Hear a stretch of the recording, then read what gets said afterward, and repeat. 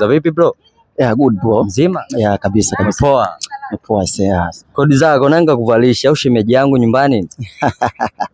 Bwana, sometimes mimi mwenyewe ndo nazingatiaga sana hivi vitu kwamba yes, najua anatoka vipi ili niweze kupendeza, hata mtu akiniangalia ajue kabisa yes, ni real con. Yeah, usmart ndo unachotakiwa hata ukipita kama una hela, lakini usmart umezingatia uongo. Kabisa. Ndio. Yeah, kabisa. Wewe ni mwimba muziki. Tunaona kwenye platform zote unakimbiza. Sasa YouTube pale, sasa pia kwenye platform pia Audiomack, wapi kila mahali. Vipi, unajivunia nini na kipaji chako cha uimba muziki?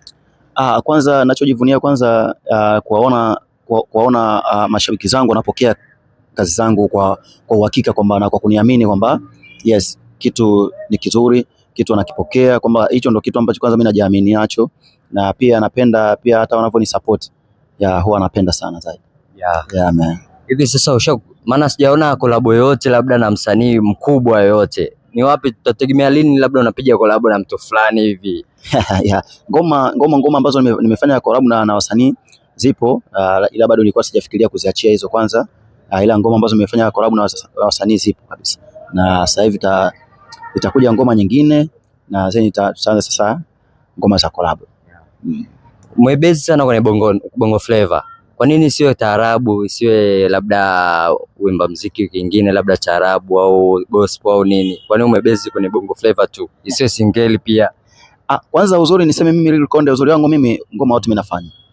Kwanza hilo mashabiki zangu inabidi watambue kwamba mimi muziki wote naofanya, iwe taarabu, iwe singeli, iwe zukuruma, iwe full pop, iwe trap, iwe nini, mimi nakaa popote pale. Kwa hiyo ni mpangilio tu wa kazi zangu jinsi za kuziachia. Yaani sijapenda ile kuchanganya, mara niachie singeli, mara niachie nini, inakuwa mashabiki watashindwa kunielewa. Naenda na mpangilio ambao mimi mwenyewe nimejiwekea kwamba nikiachia hii, nikija kuachia hii itakuwa iko poa zaidi. Yes, kwa muziki wote tunafanya. Yes. Tunaona sana wale waimba muziki wa chipukizi wale wako katikati bado hawajafika juu. Kuna ambao wa juu wanawavimbia sana. Hivi labda shakukuta hiyo ikakuumiza au ikakufanyia kitu fulani au ukakata tamaa, yani kitu fulani kanivimbia, basi ngoja nimuonyeshe kitu fulani.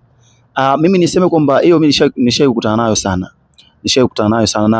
Na last time nishawahi kuniumizaga, lakini baadaye nilivyokuja kugundua kwamba ni nini wanachokifanya, basi yani kwamba maumivu yote yalipoa kabisa, na hata wale ambao nilikuwa nimewekea chuki pia nikawasamehe, nikaona kumbe huyu ilikuwa hivi, kumbe sikujua kwamba kuna kitu kulinda brand.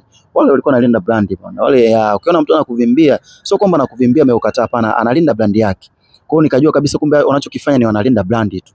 Yes. Kuna muda sana tunaona waimba muziki wako sana wamebezi sana kwenye kazi zao ili watoe vitu vizuri kwa mashabiki zao.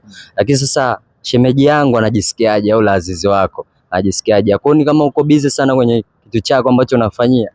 Yeah, hiyo ni kweli. Mara nyingi hasa sisi ambao tayari tuko kwenye mahusiano na wanawake. Yaani hiyo lipo kwa sababu kwanza unajua mtoto wa kike hapendi kukuona wewe labda uko stageini unafanya show afu labda unamshika mwanamke, pia hapendi. Ama uko location unafanya video, hapendi, yani aone kwamba unamshika mwanamke, pia hapendi. Lakini sasa baadaye anakuja kugundua kwamba wewe uko kazini, yani ile ndo kazi yako, na pia wewe unamuelekeza kwamba hii ni kazi. Kwa hiyo ina maana kwamba mkiwa mnajenga hicho kitu, mnaelekezana bwana, hii ni kazi, na yeye akija kuamini kwamba upo kazini, naamini hata yeye mwenyewe hawezi kuumia tena, atabaki kujua kwamba hii ni kazi na ataheshimu kama ni kazi. Yeah. Ni sahihi kijana wa kiume kupeleka ulimi wake kwenye sehemu za siri za mwanamke, wakati pale mwanamke akijisikia vibaya kwenye sehemu zake za siri, akienda hospitali daktari lazima avae gloves na kumtibia. Wewe unaona ni sahihi? Kwenye swala hilo bwana